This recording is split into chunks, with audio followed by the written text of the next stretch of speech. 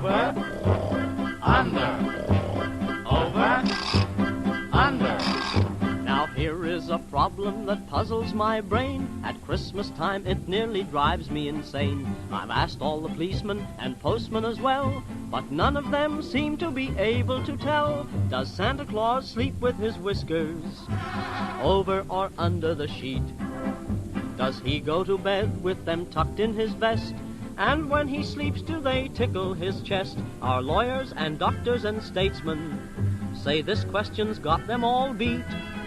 Does Santa Claus sleep with his whiskers over or under the sheet? Oh man. I think I found one. Oh, he's not the best, but he'll do, I guess. Do you see any other ones? I don't want to like step on graves or anything. I see one. Make it weird. But they're green. Oh, what about this one? I found one. Ooh, baby girl, that's a good one. Ooh, he's good. Let's use him, yeah?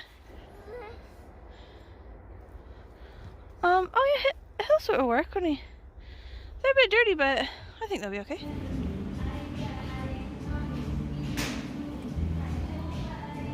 Okay, so last week I did my video of my favourite books of 2022, and I realised while I was making the list that I've read so many comics and graphic novels this year, like my year of like really getting stuck in to graphic novels and comics, that I really just needed to separate them out. I couldn't put them on one list. So my list of my favourite books for 2022, that's in a different video. Okay, I'll link it below if you haven't seen it. And today I feel like we should lightly discuss my top 10 favourite comics and graphic novels for 2022. So this list, I've set it up by dividing it sort of in half. And I've done my top 5 favourite comics and graphic novels for grown-ups, and then also my top 5 favourite comics and graphic novels like for kids, like middle grade and stuff like that. And because I've set it up in this different way, there's no countdown. They're all just sort of in no particular order within their category. Okay, are you ready? Okay, first one for grown-ups is No One Else by R. Kikuo Johnson. So this one I got from the library. I'm annoyed by that because I just got it in the library, read it, thought it was banging, and then gave it back. Like, I didn't take pictures of it. I didn't like film anything about it or anything. It just disappeared. Which is annoying because like to get the full vibe, you know, you got to see it. But I found pictures and stuff, so I'll put them out. This one takes place in Hawaii, in Maui, and it starts with a mother and her kid. Like, her kid's about 10 years old or so, and she's looking after her elderly disabled father. He dies. She'd been looking after him for like nearly 10 years or something ridiculous like that, and he dies in the end. And to grieve, to sort of like her grieving process, she throws herself 100% into pursuing things she wasn't able to pursue while she was looking after him. Like, she was working these jobs she hates just to get money so that she could look after her father, and she had to put everything else on hold. So now, in trying to cope with his death and maybe like her part in it, whatever, she just like throws herself into obsession mode, pursuing qualifications and things and interests that she wasn't able to do in that time. So she sort of like starts neglecting her son a bit. Like, she doesn't make him food, she doesn't look after him properly, and he's like, what's going on? But he's also grieving. Like, he sort of throws all his grief into his cat sort of running away, and he's obsessed with like trying to find his cat. But in the meantime, the mother's brother, so the uncle of the kid, comes and sort of goes to the funeral for the dad and everything like that, and then sort of sticks around to look after the kid when he sort of sees that his sister has sort of thrown herself 100% into something else. And he is just like this sort of drifting sort of dude, like very chill, like younger brother vibes, you know, like he's sort of in a band and he sort of flits around. He's lived all these different places, but he hasn't been there looking after the father. He's been, you know, like either intentionally or not intentionally sort of shirking responsibility to do with the father, and the sister has like issues with that, and they have some falling out, but still the brother's like trying to be there now and trying to help them now, and they're just sort of like grieving together and like getting to know each other better and stuff. It's like really, it was like heartwarming and lovely, but also the art, it was like really simple but perfect for that situation. Like, each square is like sort of like poetry, really, like pared down to like what's absolutely necessary, you know. You don't have like loads of like art that flourishes. It's just exactly what it needs to be. Okay, next one is Through the Woods by Emily Carroll. And this one was proper gothic creepy. Like, I was reading it on my own in my room in the dark and just thought I should go out into light or like where other people are in the house, because it was super creepy. It's like it's separated into, I think, 5 stories, like 5 gothic tales. One of them is like these like pioneer kids, these like prairie kids living in a cabin, and their dad goes away hunting but doesn't come back, and they're sort of like, you know, not looked after, and then this other man sort of comes to the door and starts taking kids away one by one in a very creepy way. And like another story is like a bit Jane Eyre-esque, where this woman marries this guy and like moves into this huge house, but the first wife of that guy was murdered and stuck in the floorboards or whatever, and she can hear the wife, she's like haunted by the first wife. Another one was like these 2 kids, they're pranking everyone by saying that they can commune with the dead and like talk to the dead, but this one girl is secretly actually haunted. She can actually see this one like haunting figure, but she doesn't tell her friend about it. But the illustrations for it like were super creepy, like they gave me chills. Okay, so third one for grown-ups is The Daughters of Aes. This one I actually bought. I didn't get this from the library, but it was so banging I gave it away. I gave it to my friend because it's amazing and I want as many people as possible to read it. It's based on a Breton folktale, so like a Celtic folktale thing in Brittany about an Atlantis type place called Is. So in it you've got this king and this queen, and the queen is like part fairy or something like this, and she uses her magic to build up this great city and to sort of defend it from sort of evil or whatever. And she dies, but then the magic sort of still needs maintaining and sort of feeding, I guess. And she left behind these 2 daughters. So the oldest daughter is like the heir to the throne, and she's a bit sort of wispy. She's wise, but she's always sort of outside of the castle, sort of in nature, you know, with her sort of fairy pursuits, being sort of part fairy.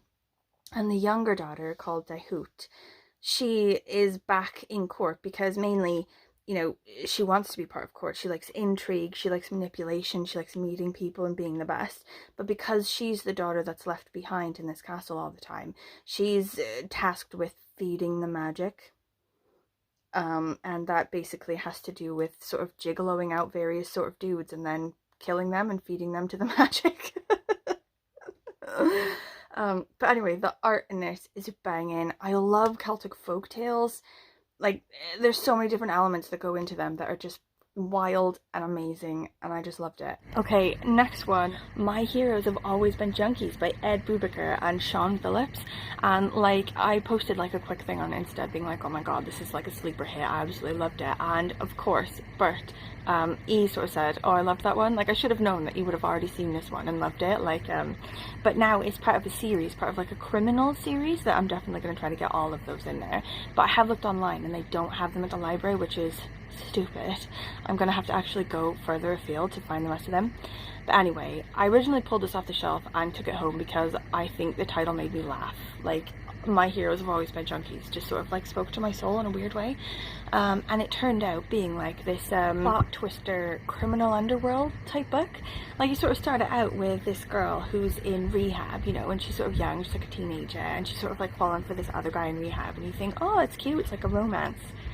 It's not romance, and I don't want to give it anything else away because I want you to go into completely blind, but I think you should definitely do it because it was banging. So the last one for grown-ups, like, might be a bit unpopular and or cliche because I feel like a lot of people have talked about it, but I'm gonna go with it anyway. And it's Paper Girls. I've read the first one and the second one mainly only because I was on a book buying ban this year and couldn't sort of buy them all. But it's basically about these girls in the 80s. And they're about like 13 years old or so, roughly, and they're newspaper delivery kids. So they go around on their bicycles and throw the paper out before like everyone wakes up and stuff. But they, on like Halloween or whatever, this night that's a bit crazy and everyone's sort of bullying them and stuff, they encounter this really weird situation with these weird people who turn out being from the future, and they've come back to the past to like wage war in some way or like manipulate time in order to change the future or like wage war against these other people in the future. And they're a bit like sort of the time machine, you know, where they go so forward in time that people have changed so much that they're sort of unrecognizable, and their language is sort of unintelligible and stuff, and how they speak to sort of get the idea across that they speak differently. It's sort of hard to follow. It's sort of a weird new kind of language. But anyway, it was brilliant. I absolutely loved it. Like, the art is fun and funky, and who doesn't love 80s sci-fi, basically? So the next 5 are ones I loved for kids, right? So the first one is Fake Blood by Whitney Gardner. So this one is about AJ, who is obsessed with this girl at school named Nia. And Nia is obsessed with vampires. Like, there's loads of thinly veiled Twilight jokes in the book, like sort of like roasting Twilight and like vampire romance books and sort of movies and stuff. But she's into it, and he's like, okay, to like get with Nia, I'm gonna pretend like I'm a vampire. I'm gonna like darken my eyes and like wear fangs and like put fake blood on my teeth and stuff. And she does end up convincing him that he's a vampire, but with sort of unintended consequences, because it turns out that she's obsessed with vampires because she's an actual slayer. So after he spends all that time convincing her that he's a vampire, he's then got to quickly convince her that he's not actually a vampire. Like, another person he's convinced that he's a vampire is an actual vampire who's like their math teacher or whatever. So this guy spends all his time trying not to be vampire-y at school so people won't know. But he sees like a kindred spirit in this kid who he thinks is also a vampire. So unintended consequences of his like weird plan to get Nia. Okay, next one. Snapdragon by Kat Lee. Kat Leigh? Don't know. This is a graphic novel. And it was amazing. So it's this kid. She doesn't have a lot of friends. She lives in a trailer with her mother. Her mother works a lot. She's also working for, like, toward a qualification, like a degree. So the kid ends up sort of hanging out a lot by herself. She's really into animals as well, and she has a dog. She chases her dog, or she's like going looking for her dog because her dog is missing. She finds the dog with like the area witch. Like, everyone thinks that this woman is like a witch, but really she's just like this like cool as fuck, like hippie, chill, like animal rescuing lesbian. She's amazing. And like all the stuff sort of comes up. Like, she goes and she hangs out with this like witch lady or whatever and learns how to take care of these like orphan possums. But then you find out that like I don't want to spoil it for you, but is she an actual witch? Is she?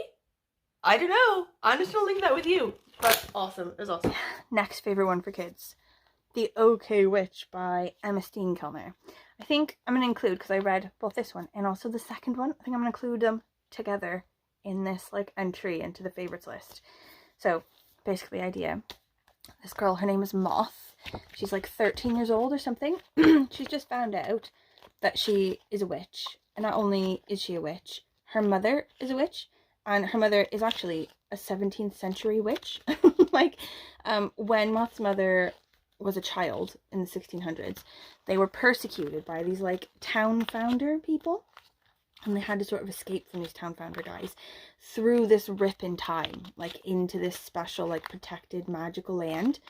And then while Moth's mother is a teenager living in this like magical place with her mother and her coven and everything, she starts feeling enclosed and like, why is my mother talking to me like this? Like, as teenagers do.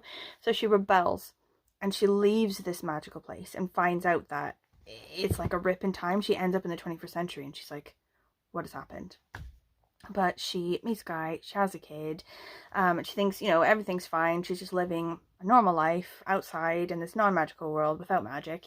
But then these town founder people, these people that were persecuting them in the 1600s, their ghosts, and also in a way sort of their ancestors or whatever, are now a new problem. Now that she's like popped up on the grid again, like while she was in this protected magical space, they were like dormant. But now that she's back, like they're back, you know? Like her cat, her familiar, is like a dead sort of Jewish like shop owner guy who's been like spicy. He has like taken the form of this cat, like his like spirit possesses this cat so he can talk, and he like guides her or whatever in magical things. Anyway, funny, awesome. First one I was banging through is the Inkberg Enigma by Jonathan King. I knew nothing about this, absolutely nothing. Like, I just sort of liked the art and everything and went with it, pulled it out, and it turned out bangarang, like 5 stars. I enjoyed it. It is sort of like middle grade-y, like a bit sort of kid scented, but these 2 kids, they live in this like unnamed fishing village or like fishing town, and it was founded in the 19th century by these people who had come back from like an Arctic expedition, and there's something about them coming back and what they found in the Arctic that's caused their fishing village to be so bustling and like so successful fish-wise, and these kids have sort of like cottoned on to something. They've sort of fallen accidentally into like a knowledge they're not supposed to have, and then they have to sort of like get out of it, and I thought that was effing cool. Like, it does have like a bit of like a paranormal sort of element to it, you know, like something has followed them back from the Arctic. Like, that was cute. And also like the art obviously is bangering. You see? I don't know if you can see. Okay, last one. This one is Garlic and the Witch by Brie Paulson. So I read, this is the second one. I read the first one, which is Brie and the Vampire, I think last year. And it's banging. So good. Like, the art alone is just amazing for this particular one. Basically the idea is this witch, she was getting old and a bit lonely, and she decided to use her magic to bring some vegetables to life. Like, she's got a garden and she grows vegetables and stuff and like herbs and stuff. But she sort of wakes up and she thinks, oh, you know, I need help, I need company. So she turns like her garlic and her carrots and her celery or whatever into like walking, talking beings. And so they sort of made a village of all these like vegetables and stuff. And then a vampire moved in next door, and they were terrified of that, you know, but Garlic was like, I have to go because vampires can't stand garlic. Like, I'm the only one that, you know, can't be hurt by him. I have to go. And they go there and they find out that he's a perfect gentleman. He's just delightful. He's like old school, gentlemanly.